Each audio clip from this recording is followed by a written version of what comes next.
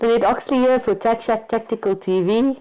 I'm sitting on Violence's chair, so she's trying to get Paul to let him on her lap. Nikas, welcome, Paul. Hi, Lynette. Hello, Violence. This is Violence, by the way. She's my little Staffy. We've called her Violence because everybody needs a little violence in their life sometimes. Okay, so Anyway, hi guys. Hi, Lynette. yeah, we're doing it today rather than Friday, which is a public holiday. And Hannes is not here tomorrow. He's wedding something. So we thought, well, let's do it today. Yep, short week, short show. Any case, feedback on the hiring process for GOSA? Yeah, so we had a tremendous response, and a lot of people that we're seriously looking at right now. We started to get responses on Friday afternoon already. People, we said we made the one criteria that people must be really local to the area, because this is an entry-level post. Doesn't pay a huge amount, guys. We've had experience with people trying to come across from Sandton, and they eventually figure out that they're spending more money on petrol than what they're making. So, and that's due to well, it is what it is. It's due to the when are you going to start your interviews? Circumstances. So we're evaluating the CVs. We'll close CVs tomorrow. We'll evaluate the CVs that we've got, and we'll start making appointments next week to speak to people. And it'll be primarily Cynthia that'll be conducting the interviews. I'll be sitting in on them. She's the manager of that area. That's her business area. So she needs to be able to tell us if the people will, if she's happy with the people. It's it's I think it's a great thing. I think it's it's GOSA's expanding again. We're starting to put the difficulties that we had behind us in the rearview mirror, and we're starting to work forward. And we I must just say, guys, we've spent a lot of last week and a couple of days this week going and visiting people. I just wanted to say that, so you just jumped in there. Sorry for that. That's fine. And the response out there is absolutely fantastic. The response to Girls on Fire primarily, but to GOSA in general, has been fantastic. Absolutely. From industry players. Yes. So I'm very positive about that. I'm very positive about what that's going to mean for us. We started off Monday really early with a fantastic meeting, and that promises a whole bunch of good stuff for GOSA and for Girls on Fire, and for shooting or gun ownership in general. Absolutely. In South Africa moving forward. Absolutely. The Rottweiler's jumping on and off his dog bed, bouncing his ball on the ground. So if you hear weird noises in the background, it's not us, I promise. It's him. Yeah.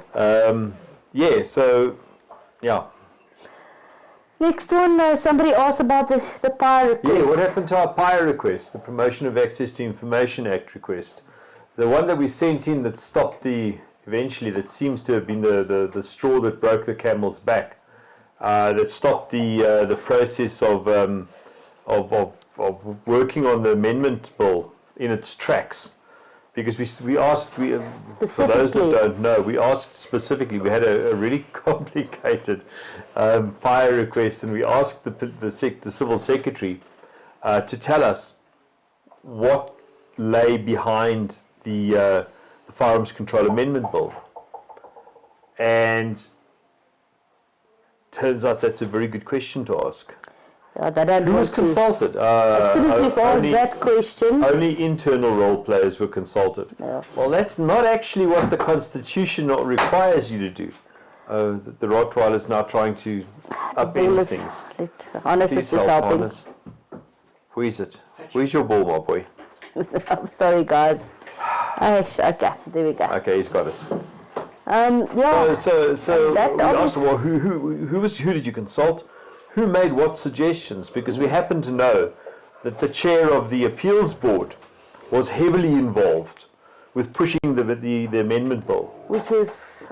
you can't be the player and the referee. No, you can't. So there's a problem there. The police canned the process then, the consultations then, and said that, well, now they have no need to answer our PAIA request. Oh, honest, the ball is by your foot, in front of your right foot. Yeah, so the police said that, well, you know, we've stopped the process, so we have no need to answer your PAIA request. That's not exactly how it works, guys. Access to information is access to information. You have to give us that information. I was actually keep involved it from us. in that freedom when they actually the Open Democracy Act. Many years ago. That heralded in the PAIA Act. Yeah. Anyway, so that's still in the works. We are still working on that. These things just take an awful long time. So if anybody still wants to and they cost money, and we don't have money for that right now. So there we go. So but it's still in the works. It will crop up again. The papers have been filed. And they're going to push again with this amendment bill. I can hear them rattling these sabers in the background. They've only got one game to play. Yeah, absolutely. So we'll when it crops up again, we'll play a game of whack-a-mole. As it pops up, we smack it, and it goes back. So Jamit but then it pops up somewhere else. That died, she was actually quite open to discussions about firearms. She was. So in that regard, as corrupt as all hell, but she was open to firearm discussions. It was She proudly told me, I'm a hunter myself. And so there's we're sorry to see her go. We really are, because she was a non-anti person. Yeah. She wasn't against us. Yeah, absolutely. So that helped. Anyway, but it is what it is. So you've got something you want to talk about? It's just, we had a couple of very good meetings. I've not been doing a lot of my own work, but I've seen a lot of potential sponsors in the last 2 weeks. I'm actually quite flabbergasted about the support that we got from both the firearm industry. And more importantly, perhaps, from outside of the firearm industry. I'm just waiting for final figures and stuff, but there's a local beauty hair company, salon, if you want to call it, that will probably sponsor vouchers in the region of over 100,000 rands. Wow, that's big. it's big. That ain't small. So we've just got absolutely awesome sponsors that's coming through. Hannes and myself will work on the masthead for GOSA and for Girls on Fire, which will show all of our sponsors. Yes. It's just absolutely amazing. And then we've been asked to, as part of this process, we've been asked to recruit ladies. Yeah. There's a lot of different flavors of clay pigeon, clay target, shotgun competition. But there's only one Olympic discipline, and the Olympic discipline is called ATA. ATA stands for American Trap Association. So they are the Olympic standard. So that's kind of important. We had at the Beijing Olympics, we had a South African lady that qualified for the Beijing Olympics, and I'm sorry, guys. Sorry, that's me. The ball. So we had a lady that qualified, and what passes for an Olympic committee in South Africa refused to send her over, and they allocated her qualification points to someone else apparently. And that's bizarre and just not acceptable, So we do want to get more ladies involved. So we're trying to get more ladies involved because, and ATA in South Africa is trying to promote ATA Olympic standard shotgun. So there's a big event on at Wattlespring Sport Shooting Club on the 8th and the 9th, an ATA Open and it's got cash prizes, big cash prizes. And you don't have to have a lot of experience, so you'll be... What they've done is they've segmented it. So apparently an average score in ATA is 80. So what they've done is they've taken 80, and anybody above 80 qualifies for one prize, and everybody that's below 80 will qualify the lower prize. Qualifies for the lower prize, not a lower prize, qualifies for another prize, but in the other category. In the same, but prizes to the same value. And I mean, we're talking about 50,000 Rand prizes, cash prizes. You only have to have a pump shotgun, because I think you shoot one and one or something like that. You shoot one round at a time, so it's, I don't completely understand it myself. I'm going to obviously learn that in the next little while, but you can have a single shot shotgun. One of those old cheap Baikal single, you can still qualify with that. You can still shoot with that. The normal price is 1,500 rands. I'm still negotiating. They will give if you're a lady and you mention that you come from Girls on Fire or GOF, they will give you a discount. And we're just trying to firm up that we haven't firmed that up exactly yet. And then also they will then discount certain stuff for Girls on Fire for the Top Shot event. Yeah, they'll give Girls on Fire a discount on the meals which we're going to be serving at the Girls on Fire Top Shot event. So please, if you are a lady. No guys in skirts, even if they're Scottish skirts. Then you can please go and support them. They are doing a lot for women's scooters as well. The adverts will have gone up on screen. And I will also put it onto Facebook. That's the advert right there.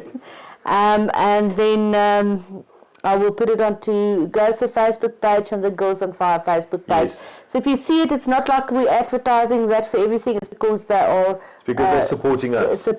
And they're putting big support behind GOSA as well. Girls on Fire and GOSA in general. So please, lots of stuff happening. We're planning a large Gun Buddies event. In September. It's going to be a large event. It's going to be specifically...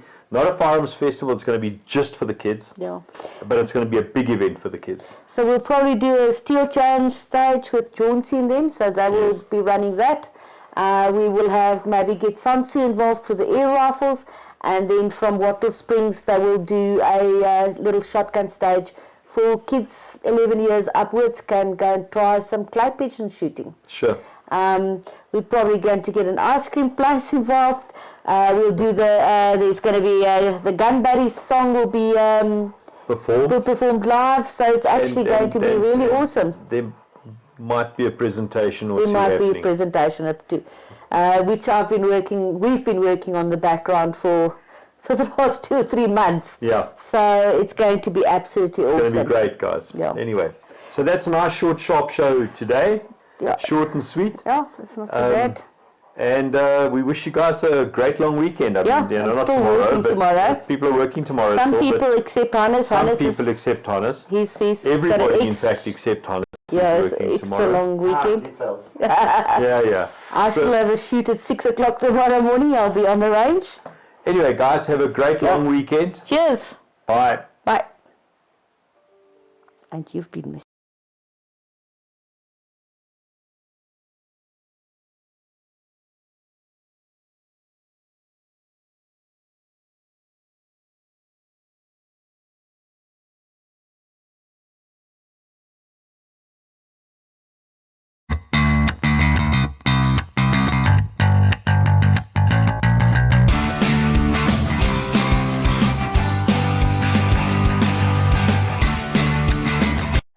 Lynette Oxley here for Tac Shack Tactical TV. I'm here in GOSA Law's office with an awesome woman, Cynthia Tsele. She's GOSA's in-house counsel. Welcome, Cynthia. Thank you so much, Lynette. Tell me a little bit, or tell the viewers a little bit about yourself. About myself. I am Cynthia Tsele, as mentioned by Lynette. I am an LLB graduate. I have done my articles with legal aid, where you gain the most experience ever. I have previously worked with firearm cases, and therefore I fit in quite well here at GOSA. And yeah, I'm really enjoying my time. Small town girl from Eldorado Park, and here I am, and I'm truly grateful to be here. That's absolutely great. You've learned quickly. Extremely quick.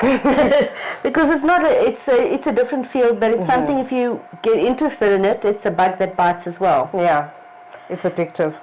So today we're going to start talking about some new law products that GOSA, exciting stuff that's happening in GOSA law. Can you tell us about the first product? Yeah, one of the products we are now currently working on is our letters of demand. As being an in-house legal counsel at GOSA now for the past few months, I have noticed that many members have actually asked, do you guys do letters of demand? I'd like to send one to my DFO or to the station commander, even to CFR and to provincial, all mostly to do with the fact that their firearms were either confiscated unlawfully and they want to retain possession of their firearms. In other circumstances, CFR has been taking so long to finalize those applications, and we have figured that if we send a letter of demand, it helps speeden up the process a bit. So it does also help with our CFR department while simultaneously working with our law department as well. Prices on this? With regards to our pricing for non-members, it is $6.99, which is still cheap for a letter of demand from a qualified attorney. For our ordinary members, it is 600 Rand. For silver, it's $4.99. For gold, $4.99 as well. And when it comes to our diamond members, they get a free letter of demand per annum. Thereafter, it will be $4.99 for another. Okay, that's absolutely great. How do they get hold of you?